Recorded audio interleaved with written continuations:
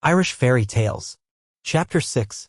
There I dreamed, and I saw myself changing into a stag in dream, and I felt in dream the beating of a new heart within me, and in dream I arched my neck and braced my powerful limbs. I awoke from the dream, and I was that which I had dreamed. I stood a while stamping upon a rock, with my bristling head swung high, breathing through wide nostrils all the savor of the world. For I had come marvelously from decrepitude to strength. I had writhed from the bonds of age and was young again. I smelled the turf and knew for the first time how sweet that smelled. And like lightning my moving nose sniffed all things to my heart and separated them into knowledge. Long I stood there, ringing my iron hoof on stone and learning all things through my nose. Each breeze that came from the right hand or the left brought me a tale. A wind carried me the tang of wolf, and against that smell I stared and stamped. And on a wind there came the scent of my own kind, and at that I belled. Oh, loud and clear and sweet was the voice of the great stag. With what ease my lovely note went lilting. With what joy I heard the answering call. With what delight I bounded, bounded, bounded, light as a bird's plume, powerful as a storm, untiring as the sea. Here now was ease in 10-yard springings, with a swinging head, with the rise and fall of a swallow, with the curve and flow and urge of an otter of the sea. What a tingle dwelt about my heart! What a thrill spun to the lofty points of my antlers! How the world was new! How the sun was new! How the wind caressed me!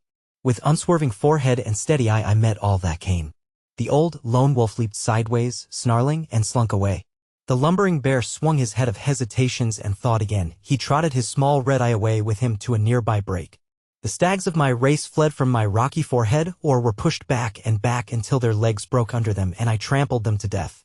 I was the beloved, the well-known, the leader of the herds of Ireland. And at times I came back from my boundings about Era, for the strings of my heart were drawn to Ulster, and, standing away, my wide nose took the air, while I knew with joy, with terror, that men were blown on the wind. A proud head hung to the turf then, and the tears of memory rolled from a large, bright eye.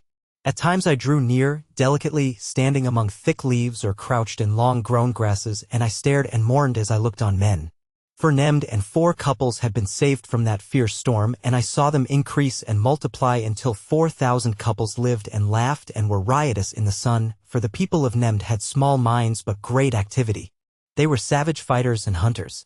But one time I came, drawn by that intolerable anguish of memory, and all of these people were gone. The place that knew them was silent. In the land where they had moved there was nothing of them but their bones that glinted in the sun.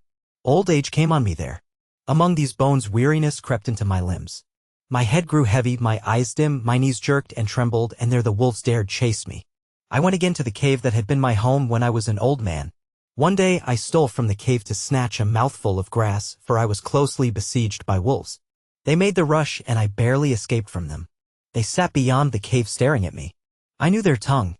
I knew all that they said to each other, and all that they said to me. But there was yet a thud left in my forehead, a deadly trample in my hoof. They did not dare come into the cave.